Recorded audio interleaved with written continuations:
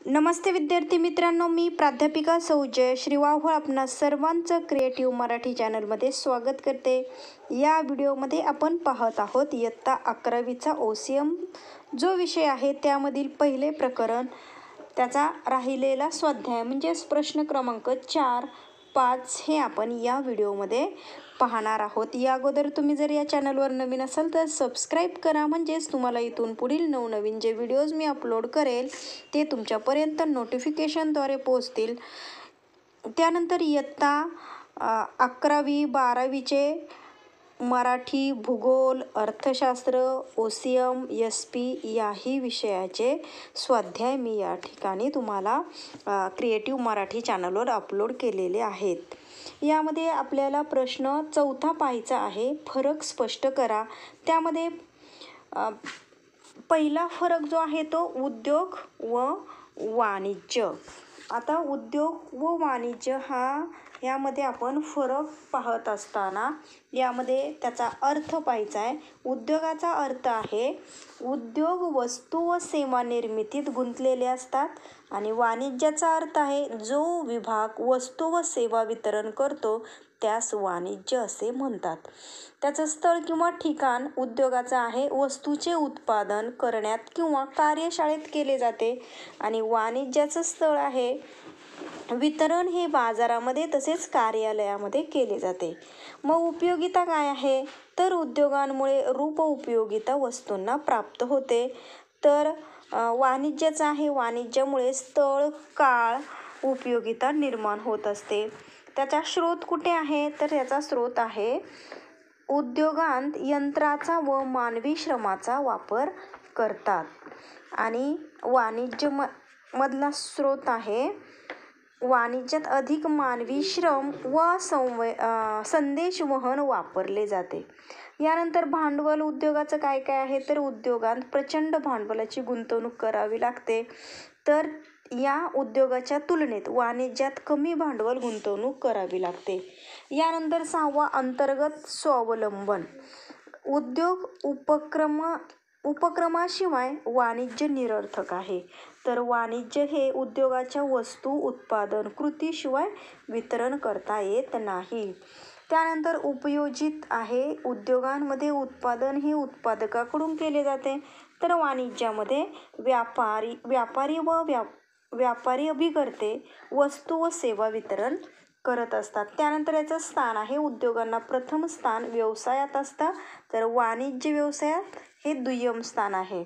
म्हणजेच अगोदर उद्योग असतील आणि त्यानंतर आपल्याला वाणिज्य हे दुय्यम स्थानावर असतं. याचं वर्गीकरण आपण पाहत आहोत तर उद्योगाचे प्रकार हे आहेत प्राथमिक उद्योग, दुय्यम उद्योग किंवा द्वितीय उद्योग आणि तृतीय उद्योग.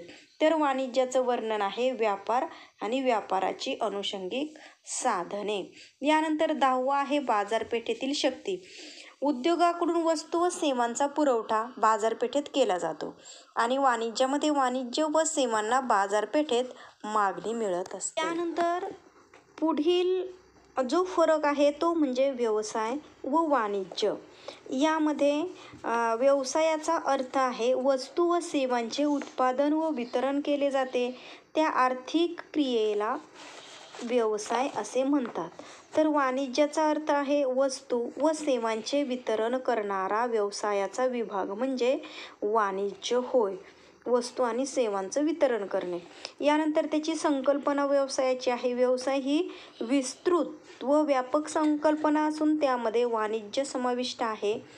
तर वाणिज्याची संकल्पना आहे वाणिज्य ही लहान संकल्पना असून ती व्यवसायाचा एक भाग आहे. कौशल्य आहेत व्यवसायात तांत्रिक व विपणन कौशल्याची गरज असते. तर वाणिज्यात केवळ विपणन कौशल्याची गरज असते.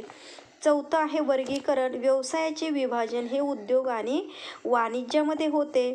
तर वाणिज्याचे वर्गीकरण वाणिज्याचे विभाजन हे व्यापार व व्यापार अनुषंगिक साधने यांमध्ये होत असते. त्यानंतर पुढील फरक आहे व्यवसाय आणि पेशा. व्यवसायाचा अर्थ आहे वस्तू व सेवांचे उत्पादन व वितरण करणाऱ्या आर्थिक कार्याला व्यवसाय म्हणतात. तर पेशा म्हणजे इतरांना आर्थिक सेवा पुरविणाऱ्या कार्याला पेशा असे म्हणतात. यानंतर परतावा आहे व्यवसायात. व्यावसायिकाला नफा मिळतो आणि पेशामध्ये मिळणारे जे उत्पन्न आहे फीच्या स्वरूपात असते. यानंतर भांडवल किंवा गुंतवणूक आहे. व्यवसायात या व्यवसायाचा विस्तार व व्याप्तीवर अवलंबून असते. तर पेशामध्ये मर्यादित भांडवल गुंतवावे लागते, तेही स्वतंत्रपणे काम करत असेल तरच. चौथं आहे कामाचे स्वरूप. जनतेला वस्तू व सेवा पुरवणे. तर पेशामध्ये वैयक्तिक तज्ज्ञ सेवा पुरवणे. यानंतर पात्रता. ठराविक व कमीत कमी शैक्षणिक पात्रतेची आवश्यकता असते. तर पेशामध्ये चांगले ज्ञान असणे, प्रशिक्षणाशी संबंधित पेशाच असावा लागतो. यानंतर निर्णय प्रक्रिया. व्यावसायिक स्वतःचे निर्णय स्वतः घेऊ शकतात. पेशा स्वीकारलेली व्यक्ती फक्त त्याच्या पेशाच्या संदर्भात निर्णय घेऊ शकते. धोका. नफा हा मोठे धोके व अनिश्चित स्वीकारण्याचा मोबदला होय. तर पेशामध्ये नियमितपणे फी मिळते, परंतु स्वतंत्रपणे काम करणारे त्यांना धोका पोचू शकतो. आणि उदाहरणे आहे जनतेला वस्तू व सेवा पुरवणे आणि पेशामध्ये डॉक्टर, CA, वकील, टंकलेखक इत्यादी असतात. यानंतर पुढील फरक आपल्याला पाहायचा आहे तो म्हणजे पेशा आणि नोकरी. तर पेशाचा अर्थ पहिला आहे. पेशा म्हणजे इतरांना आर्थिक सेवा पुरवणाऱ्या कार्याला पेशा असे म्हणतात. तर नोकरी आहे दुसऱ्याने नेमून दिलेले काम त्याच्या सूचनेनुसार करण्याच्या आर्थिक क्रियेला नोकरी असे म्हणतात. त्याचा परतावा आहे. पेशामध्ये मिळणारे उत्पन्न फीच्या स्वरूपात मिळते. तर नोकरीमध्ये कर्मचाऱ्यांना कामाचा मोबदला म्हणून पगार व वेतन दिले जाते. तिसरा आहे मर्यादित भांडवल गुंतवावे लागते, तेही स्वतंत्रपणे काम करत असेल तरच. त्यानंतर नोकरीमध्ये भांडवल गुंतवणूक करावी लागत नाही. चौथा आहे कामाचे स्वरूप. वैयक्तिक तज्ज्ञ सेवा पुरवणे आणि नोकरी आहे नोकरीमध्ये सेवा कराराप्रमाणे काम केले जाते. पात्रता.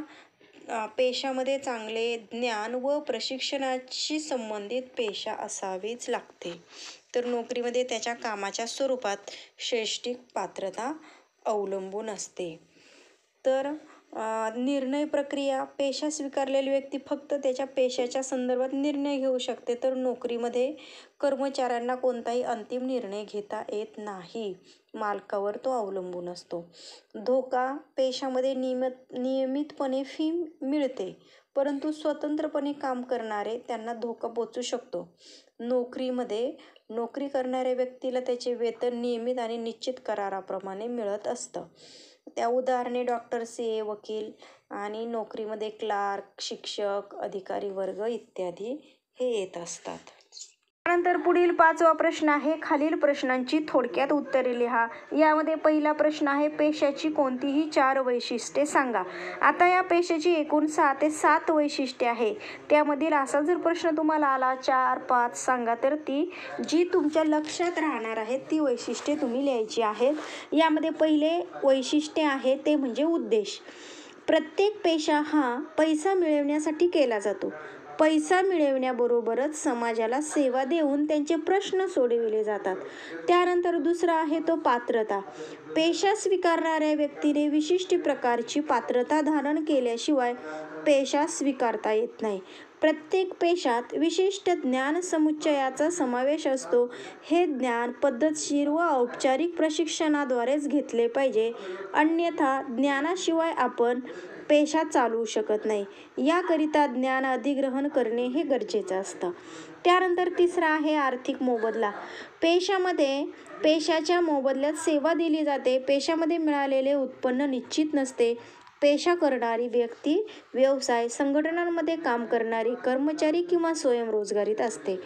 हिशोब तपासनीस म्हणजे आपण त्याला CA म्हणतो. नोकरी करत असेल तर त्याला पगार मिळतो, परंतु स्वतःचे खाजगी हिशोब तपासणीचे काम करणे म्हणजे स्वयंरोजगार होय. त्यासाठी त्याला फी स्वरूपात उत्पन्न मिळत असते. यानंतर चौथे आहे भांडवल. पेशा स्वीकारलेली व्यक्ती स्वतंत्रपणे काम करते किंवा एखाद्याच्या अंतर्गत काम करू शकते. मग स्वतंत्रपणे काम करणाऱ्या व्यक्तीला पेशामध्ये स्थिर स्थावर होण्यासाठी मोठ्या प्रमाणावर भांडवल गुंतवणूक करावी लागते. 5वा आहे नोंदणी व सभासद. यामध्ये प्रत्येक पेशाची राष्ट्रीय स्तरावर स्वतंत्र संघटना असते. ती आपल्या पेशाशी संबंधित व्यक्तीच्या पेशाबाबत नियम बनवते. त्या व्यक्तींना आपल्या पेशाची नोंदणी संबंधित संघटनेमध्ये करून व्यवसाय करण्याचे प्रमाणपत्र घेणे आवश्यक असते. उदाहरण या ठिकाणी आपल्याला दिलेले आहे. वकिलांना बार काउन्सिल ऑफ इंडिया, तर डॉक्टर्सला इंडियन मेडिकल असोसिएशन. म्हणजेच पेशा म्हणून काम करणाऱ्या संबंधित संघटनेने तयार केलेली जी नियमावली असते त्या नियमावलीचे पालन करावे लागते. प्रत्येक पेशा स्वीकारण्याला संबंधित संघटनेचे सभासत्व घ्यावे लागते. अशा प्रकारे तुम्ही 6 ते 7 आहेत त्यापैकी 4 कोणतेही लिहा. यानंतर उद्योगाचे कोणतेही 2 प्रकार सांगा. आता उद्योगाचे आपल्याला एकूण 3 प्रकार आहेत. त्यामध्ये प्राथमिक उद्योग, दुय्यम उद्योग आणि सेवा उद्योग हे उद्योगाचे प्रकार आपल्याला या ठिकाणी अभ्यासायला दिलेले आहेत. मग यापैकी कोणतेही 2 प्रकार आपल्याला सांगायचे आहेत. यामध्ये आपण पहिला जो आहे तो प्राथमिक उद्योग. या प्राथमिक उद्योगामध्ये शेती येत असतं, निष्कर्षक उद्योग येत असतात आणि जैविक उद्योग हे 3 प्रकारामध्ये आपल्याला या प्राथमिक उद्योगाचे विश्लेषण करता येईल. मग अशा प्रकारे हे शेती उद्योग किंवा कृषी उद्योग आहेत. मग कृषीवर आधारित विविध उत्पादने घेतली जातात किंवा निष्कर्षक उद्योग आहेत. हे जे आहे ते या उत्पादनामध्ये निसर्गामध्ये असलेली जी संपत्ती आहे ती प्रयत्नपूर्वक बाहेर काढली जाते. म्हणजेच निष्कर्षक म्हणण्यापेक्षा आपण खाणकाम असेही म्हटलं तरी चालू शकतं. मग खाणकामामध्ये तेल असेल, विविध प्रकारची खनिजे असतात वगैरे. यानंतर तिसरा जैविक उद्योग आहे. त्यामध्ये कुक्कुटपालन, रोपवाटिका, वनशेती, शिकार, रेशीम हे उद्योग आहेत. आणि दुसरा पाहणार आहोत तो म्हणजे दुय्यम उद्योग. मग या दुय्यम उद्योगाचे 2 प्रकार पडतात. ते म्हणजेच उत्पादन उद्योग आणि बांधकाम उद्योग. यामध्ये उत्पादन उद्योगामध्ये आपण कच्च्या मालाचे पक्क्या मालात मनुष्यबळाच्या व यंत्राच्या साहाय्याने जे रूपांतर करत असतो त्या उद्योगाला आपण उत्पादन उद्योग असं म्हटलं जातं. मग यामध्ये अंतिम उत्पादन, भांडवली वस्तू व गृहोपयोगी ज्या वस्तू आहेत त्यांचा समावेश असतो. उदाहरणार्थ कापड आहे, साखर, कागद उद्योग इत्यादी. यानंतर बांधकाम उद्योगामध्ये जे उद्योग इमारत आहे, धरणे, पूल, रस्ते, बोगदे इत्यादी तयार करण्यात गुंतलेले असतात त्यांना बांधकाम उद्योग म्हणतात. मग आता हे जे इतर उद्योगात वस्तूंचे जे उत्पादन एका ठिकाणी व विक्री इतरत्र केली जाते, पण या उद्योगात वस्तू उत्पादन व विक्री एकाच ठिकाणी केली जाते. या उद्योगात अचल संपत्ती निर्माण केली जात असते. त्यानंतर पुढील प्रश्न आहे विदेशी व्यापाराचे 2 प्रकार सांगा. विदेशी व्यापार म्हणजेच आंतरराष्ट्रीय व्यापार. एका देशातून दुसऱ्या देशामध्ये केला जाणारा व्यापाराला आपण विदेशी व्यापार असे म्हणतात. 2 किंवा 2 पेक्षा अधिक देशांमध्ये चालणाऱ्या व्यापाराला विदेशी व्यापार म्हणतात. आंतरराष्ट्रीय व्यापारात परकीय किंवा विदेशी व्यापाराचे वर्गीकरण आपल्याला 3 प्रकारांमध्ये केले जाते. परंतु आपल्याला तुमचा हा जो प्रश्न आहे तिसरा, त्यामध्ये तुम्हाला फक्त 2च या ठिकाणी प्रकार सांगायचे आहेत. मग त्यामध्ये आयात व्यापार. आयात व्यापार म्हणजे आपण जेव्हा दुसऱ्या राष्ट्राकडून किंवा देशाकडून वस्तू आणि सेवांची खरेदी केली जाते त्यास आपण आयात व्यापार असे म्हणतो. आणि दुसरा जो आहे तो निर्यात व्यापार. यामध्ये जेव्हा आपण दुसऱ्या राष्ट्रास वस्तू विक्री केली जाते त्या निर्यात व्यापार असे म्हणतात. तुम्हाला 2च लिहायचे आहे, परंतु तिसराही आहे की तो पुनर्निर्यात. मग पुनर्निर्यात म्हणजे काय, तर या आयात आणि निर्यात यांचे जे एकत्रीकरण म्हणजे पुनर्निर्यात. यामध्ये एका देशातून आयात केलेला माल दुसऱ्या देशात पुनर्विक्रीसाठी पाठवला जातो. मग उदाहरण या ठिकाणी आपल्याला दिलेलं आहे. भारतीय विक्रेते म्हणजेच जे व्यापारी असतात ते जपानकडून माल घेतात आणि आफ्रिकेला पुन्हा त्याचा व्यापार करतात म्हणजे विकतात. त्याला पुनर्निर्यात व्यापार असे म्हणायचे. आता पुढील जो चौथा प्रश्न आहे, कोणतीही 4 अनुषंगिक साधने स्पष्ट करा. यामध्ये आपल्याला जास्त दिलेली असतात अनुषंगिक साधनं, परंतु त्यापैकी आपल्याला 4 स्पष्ट करायचे आहे. यामध्ये पहिलं जे आहे तो वाहतूक व्यवस्था आपल्याला पाहायचं आहे. उत्पादनाच्या ठिकाणी सर्व वस्तूची विक्री करणे शक्य नसते, म्हणून ज्या ठिकाणी वस्तूची मागणी असते अशा वेगवेगळ्या ठिकाणी उत्पादनाची विक्री करावी लागते. मग वस्तू आणि व्यक्तींना एका ठिकाणाहून दुसऱ्या ठिकाणी घेऊन जाण्यासाठी वाहतुकीचा वापर केला जातो, त्याला वाहतूक व्यवस्था असे म्हणतात. म्हणजेच उदाहरणार्थ जर कापड गिरण्यांमध्ये कापड तयार झालं तर त्याच ठिकाणी ते विक्री करत नाही, तर सगळ्या जिथे मानव वस्ती आहे त्या ठिकाणी किंवा मोठ्या शहरांमध्ये हे जे कापड आहे ते विक्रीसाठी नेलं जातं, त्यासाठी वाहतूक लागते. दुसरं आहे गोदाम किंवा साठवणूक. मग उत्पादक व उपभोक्ता यांच्यामध्ये अंतर असते. काही वस्तूंचे उत्पादन वर्षभर केले जाते, परंतु वापर मात्र विशिष्ट कालावधीतच केला जातो. तर काही उत्पादने आहे ते विशिष्ट काळात उत्पादित केल्या जातात, मात्र वापर वर्षभर केला जातो, म्हणून उत्पादन साठवणूक करावी लागते. याशिवाय उत्पादित वस्तूंना विविध कारणाने होणाऱ्या धोक्यांपासून संरक्षण मिळविण्यासाठी व उत्पादनाच्या किमती स्थिर ठेवण्यासाठी तसेच मागणी व पुरवठा यात नियमितता आणण्यासाठी साठवणूक किंवा गोदामाची गरज असते. उदाहरणार्थ आपल्याकडे कांदा आहे किंवा विविध धान्य असतात किंवा साखर आहे, तर ती गोदामामध्ये ठेवली जाते. यानंतर तिसरा जो आहे तो विमा. यामध्ये व्यवसायात अनेक प्रकारचे धोके असतात.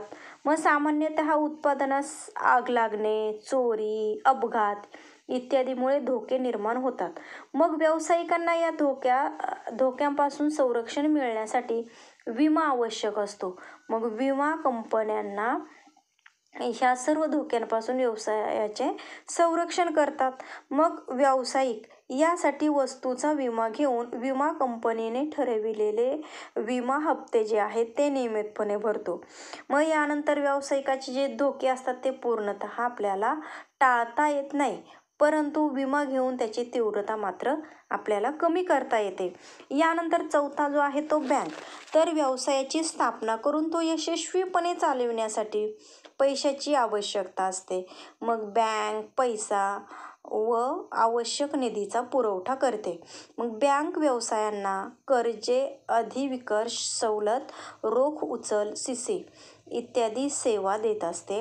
मग याशिवाय धनादेश आहे, डिमांड ड्राफ्ट आहे, ATM आहे, डेबिट कार्ड, क्रेडिट कार्ड इत्यादी या ज्या सेवा आहेत ते पुरवत असते. त्यामुळे व्यवसायाचे दैनंदिन कामकाज सुरळीतपणे चालविण्यास मदत होते. यानंतर आपल्याला पाचवा सांगता येईल ते म्हणजे जाहिरात. आता जाहिरात हे उत्पादित वस्तू आणि सेवांचे पुढील प्रश्न आहे नोकरीची वैशिष्ट्ये. कोणतीही 4 वैशिष्ट्ये. यामध्ये पहिलं जे वैशिष्ट्य आहे ते म्हणजेच उद्देश आहे. स्वतःच्या गरजा भागविण्यासाठी पैसा मिळवणे हा कर्मचाऱ्याचा मुख्य हेतू असतो. यानंतर पात्रता, शैक्षणिक पात्रता आहे. मग प्रत्येक नोकरीत पात्रतेची गरज असते. नोकरीच्या स्वरूपानुसार कुशल किंवा अकुशल कामगारांची आवश्यकता ठरते. कौशल्याच्या कामासाठी विशिष्ट पात्रतेची गरज असते. उदाहरण आहे, परिचारिका म्हणून काम करण्यासाठी विशिष्ट पात्रता व कौशल्याची गरज आहे, परंतु कार्यालयीन जे सेवक आहेत म्हणजेच ऑफिस बॉय म्हणून काम करण्यासाठी विशिष्ट अशा पात्रतेची गरज नसते, कारण हे काही कौशल्याचे काम नसते. यानंतर तिसरा जो आहे तो आर्थिक मोबदला. कामगाराने विशिष्ट वेळेमध्ये पूर्ण केलेल्या कामाचा मोबदला म्हणून पगार किंवा मजुरी दिली जाते. पगार महिन्याला दिला जातो. मजुरी नेमणूक करतानाच आठवडा किंवा दररोज देण्याचे ठरले जाते. पगाराला बोनस, भत्ते, निवास व्यवस्था इत्यादी सेवा पण पुरवल्या जातात. चौथा जो आहे तो भांडवल. आता या ठिकाणी नोकरी करण्यासाठी भांडवलाची आवश्यकता नसते, कारण मालक नोकरी करणाऱ्या कर्मचाऱ्याला काम करण्यासाठी सर्व सोयी उपलब्ध करून देत असतो. यानंतर 4च तुम्हाला सांगितलेले आहे, पण 5वं आहे नोंदणी. नोकरीसाठी नोंदणीची गरज नसते, परंतु प्रत्येक नोकरदाराने नोकरी करताना नोकरीच्या ज्या नियम असतात, अटी असतात त्यांचे पालन केले पाहिजे. 6वं आहे अहस्तांतरणे. आपण कोणतीही नोकरी करत असताना आपल्या जागेवर दुसरा व्यक्ती म्हणजेच एका व्यक्तीकडून दुसऱ्या व्यक्तीकडे हस्तांतरित करता येत नाही. उदाहरणार्थ शिक्षक एखादा सेवानिवृत्त झाला, रिटायर झाला तर त्याच्या जागेवर त्याच्या मुलाला, मुलीला किंवा कुणालाही ती नोकरी देऊ शकत नाही. पुढचा जो प्रश्न आहे तो म्हणजेच व्यवसायाची 4 उद्दिष्टे लिहा. यामध्ये पहिला जो आहे तो व्यवसायाची उद्दिष्टे नफा मिळवणे. नफा हा स्थिरता व वाढीसाठी आवश्यक असतो. म्हणजेच कोणत्याही व्यवसायामध्ये नफा मिळवणे हे महत्त्वाचे उद्दिष्टे त्या ठिकाणी आहे. त्यानंतर दुसरा जो आहे तो नवीन ग्राहक शोधणे. आता या ठिकाणी व्यावसायिक संघटना नवीन ग्राहक मिळवण्यासाठी व प्रस्थापित जे ग्राहक आहेत, पहिले आपले जे ग्राहक आहेत ते टिकवून ठेवण्यासाठी खूप प्रयत्नशील असतात किंवा प्रयत्न करत असतात. ग्राहक जर सेवा अथवा वस्तू खरेदी करून समाधानी असतील तर त्यांची जी व्यवसायाबद्दलची आपुलकी आहे, विश्वास आहे तो वाढत असतो. यानंतर पुढचा तिसरा जो आहे तो नवीन उपक्रम. आता या ठिकाणी हे नाविन्यपूर्ण जे उपक्रम आहेत तर कोणत्याही व्यवसायामध्ये नवनवीन कल्पना आणणे म्हणजेच असा सकारात्मक बदल जो उत्पादनात किंवा उत्पादन प्रक्रियेमध्ये सुधारणा घडवून आणत असतो. आणि त्यासाठी मग काय हवं असतं तर नवनवीन जे संशोधन आहे व विकास आहे, बाजार सर्वेक्षण आहे, नवीन तंत्रज्ञानाचा वापर आहे इत्यादीसाठी पैसे खर्च करावे लागत असतात. आणि मग जुन्या उत्पादनात सकारात्मक बदल करावे लागतात. मूल्यवर्धित सेवा देणे, वितरणाच्या नवीन पद्धतीचा अवलंब करणे इत्यादीचा समावेश या नवीन उपक्रमांमध्ये होत असतो. यानंतर पुढचा चौथा ड आहे उपलब्ध साधनांचा सुयोग्य वापर करणे. यामध्ये उपलब्ध जी साधने आहेत ही दुर्मिळ असून त्यांचा पर्यायी वापर असतो. मग सदर साधनांचा सुयोग्य वापर आणि कमीत कमी अपव्यय हा अधिक नफा मिळवण्यासाठी आपल्याला आवश्यक ठरत असतो. त्या उपलब्ध संसाधनांचा पुरेपूर वापर करणे हे आवश्यक असते. अशा साधनांचा अपव्यय हा टाळला पाहिजे. अशा प्रकारे आपल्याला या ठिकाणी 4 उद्दिष्टे सांगता येतील. यानंतर पुढील प्रश्न आहे व्यवसायाची कोणतेही 4 वैशिष्ट्ये स्पष्ट करा. आता या ठिकाणी व्यवसायाची वैशिष्ट्ये अनेक आहेत पण त्यापैकी 4 किंवा 5 आपण सांगूया. यामध्ये पहिलं जे वैशिष्ट्य आहे ती म्हणजे आर्थिक कृती. यामध्ये व्यवसाय ही एक आर्थिक कृती आहे. ती अर्थप्राप्तीसाठी व उपजीविकेसाठी केली जाते. ती प्रेमासाठी, आपुलकीसाठी किंवा करुणेसाठी केली जात नाही. म्हणजेच व्यवसाय हा त्याचा एकमेव उद्देश असा आहे की तो नफा मिळवणे होय. यानंतर दुसरा जो आहे तो म्हणजे 2 पक्ष. आता या ठिकाणी प्रत्येक व्यवसाय जेव्हा करत असतो त्यावेळी व्यवसायाच्या घडामोडीमध्ये देवाणघेवाण केली जाते.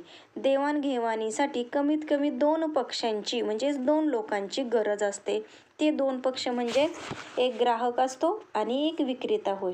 मग व्यवसायातील जो व्यवहार आहे ते पूर्ण होणे म्हणजेच खरेदीदार व विक्रेता यांच्यातील लेखी किंवा तोंडी करार होय. यानंतर तिसरा आहे नफा हेतू. या ठिकाणी नफा मिळविणे हा कोणत्याही व्यवसायाचा मूळ उद्देश असतो. व्यवसायात वस्तूंची मोठ्या प्रमाणावर विक्री करून किंवा वस्तूची किंमत थोड्याफार प्रमाणात कमी करून जास्तीत जास्त नफा मिळवण्याचा प्रयत्न व्यावसायिक करत असतो. नफा हा उद्योगाचा कणा असतो की ज्यामुळे व्यवसाय दीर्घकाळ चालू शकतो. नफा हा व्यवसायामुळे वेगवेगळा असतो. त्यानंतर चौथा आहे वस्तू व सेवांचे उत्पादन. कोणत्याही वस्तूंची किंवा सेवाची देवाणघेवाण करण्यापूर्वी व्यवसायांना त्या वस्तूचे उत्पादन करावे लागते. वस्तू या एकतर कारखान्यात मोठ्या प्रमाणावर निर्माण केल्या जातात किंवा उत्पादकाकडून त्याचा पुरवठा होत असतो. या कृतीमध्ये उत्पादकाचे मोठे ध्येय असते की वस्तू विक्री करून नफा मिळवणे होय. यानंतर 5वा आहे वस्तू व सेवांची देवाणघेवाण. या ठिकाणी व्यवसायामध्ये वस्तू आणि सेवा असतात, त्यांच्या देवाणघेवाणीचा समावेश असतो. प्रत्यक्ष किंवा अप्रत्यक्षरित्या पैशाच्या रूपात किंवा किमतीत वस्तू व सेवांची देवाणघेवाण ही केली जाते. उदाहरण आपल्याला पैशाच्या साहाय्याने वही खरेदी करणे किंवा पैशाच्या साहाय्याने किराणा माल खरेदी करणे. या उलट वस्तू विनिमयामध्ये वस्तू आणि सेवांच्या बाबतीत इतर वस्तूंची अदलाबदल केली जाते. शेवटचा 8वा प्रश्न आहे, प्राथमिक उद्योगाचे कोणतेही 2 प्रकार सांगा. यामध्ये प्राथमिक उद्योगाचे प्रकार कृषी उद्योग आहेत. कृषी म्हणजे शेतीवर आधारित उद्योग आहेत. या उद्योगामध्ये शेती उद्योगाचा समावेश होतो. या उद्योगातील वस्तूचा दर्जा विविध घटकांवर अवलंबून असतो. उदाहरण आहे जमिनीची उत्पादकता, पाऊस, हवामान, म्हणजेच निसर्गावर आधारित हा कृषी उद्योग असतो. यानंतर दुसरा आहे उत्खनन उद्योग. उत्खनन म्हणजेच खाणकाम उद्योग याला असंही म्हणता येईल. या उद्योगामध्ये निसर्गामध्ये असलेली जी संपत्ती आहे ती प्रयत्नपूर्वक बाहेर काढली जाते. उदाहरणार्थ खाणीमधून खनिजे बाहेर काढणे किंवा जमिनीखालून तेल बाहेर काढणे इत्यादी. यातून मिळालेला जो माल आहे तो काही वेळा जशाच्या तसा आपल्याला वापरता येतो, मात्र काही वेळा त्यावर प्रक्रिया करणे जरुरीचे असते. तिसरा आहे जैविक उद्योग. यामध्ये जैविक उद्योगामध्ये रोपे आहेत, पशुपालन व पुनरुत्पादन करणाऱ्या ज्या प्रक्रिया आहे याचा समावेश होतो. उदाहरण आहे पशुसंवर्धन, रोपवाटिका, वनशेती, रेशीम इत्यादी.